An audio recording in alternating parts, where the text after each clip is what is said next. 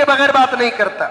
हजरत बहुत सारे हाफिजा घर को आपको कुरान पढ़ को पैसे लेको जाती ना हजरत, जायज के हजरत, कुरान खानी के पैसे लेना जायज के हजरत।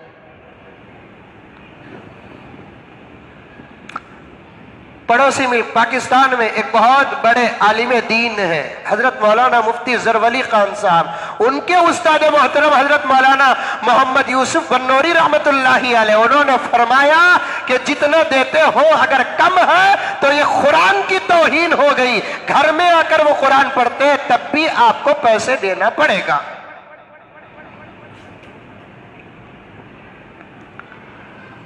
एक जगह पर यह भी सवाल आया, सवाल कर सकते हैं क्या, मैं कुरान पढ़ता हूं मुझे पैसे दीजिए इतना। इस पर भी बाज़ फुक़हा ने फरमाया जायज है, क्योंकि यह सवाल कुरान के पढ़ने का नहीं, वक्त के लगाने का है।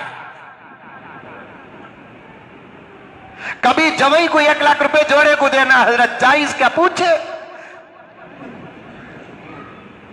हाफिज साहब को 500 रुपए देना है, हलाल आ गया, हराम आ गया, जायज आ गया, नाजायज आ गया, तखवा आ गया, लखवा आ गया।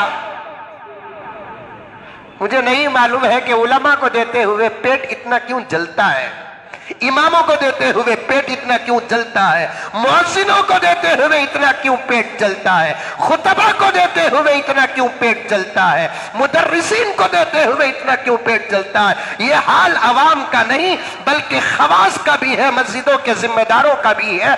जबकि मस्जिद के जिम्मेदार अपने जेब से उठाकर नहीं देते, जुमे के बाद और नमाजों के बाद जो झोलियां पकड़ते हैं उसमें जो पड़ता है उसमें से उठाकर देने के लिए जब इतना पेट चलता है, अगर जेब से निकाल कर देंगे तो हार्ट अटैक आ जाएगा।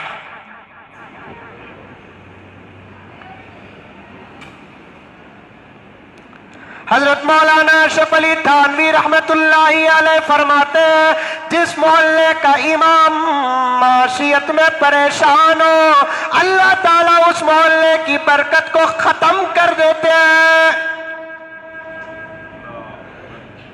तुम्हारे मोहल्ले का इमाम परेशान हो, तुम्हारे मोहल्ले का मुअज्जिन परेशान हो, नमाज पढ़ाते वक्त बीवी की दवा याद आ गई, तुम्हारी नमाजें कैसे साफ हो जाएंगी। नमाज पढ़ाते वक्त बच्चे का ऑपरेशन याद आ गया, बच्चे की दवा याद आ गई, करंट की बिल याद आ गई, पानी की बिल याद आ गई, गैस सिलेंडर याद आया, क्या होगा नमाजों का। इमाम को इतना बेफिक्र कर दो कि नमाज में उसके सामने सिवाय खुदा के और कुछ ना हो।